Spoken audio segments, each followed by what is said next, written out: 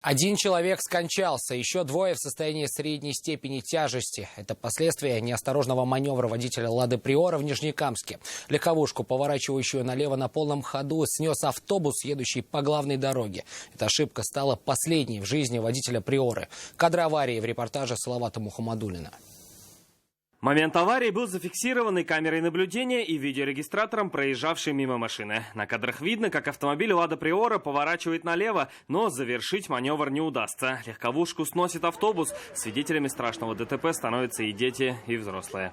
Да я испугался. Я не знаю. Я думаю, это взрыв или что.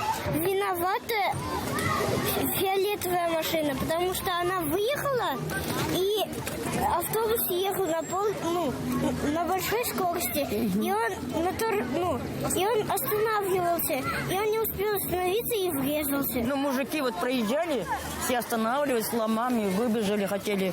Молодцы, никто в стороне не остался. Человек 10 мужиков.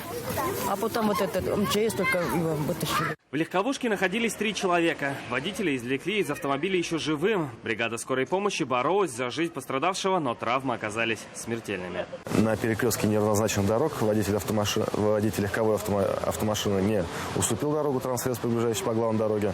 Произошло столкновение.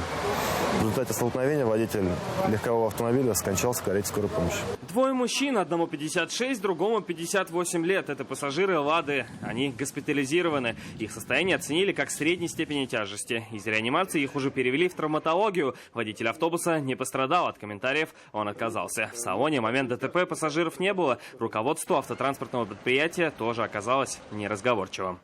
Комментарий не даю.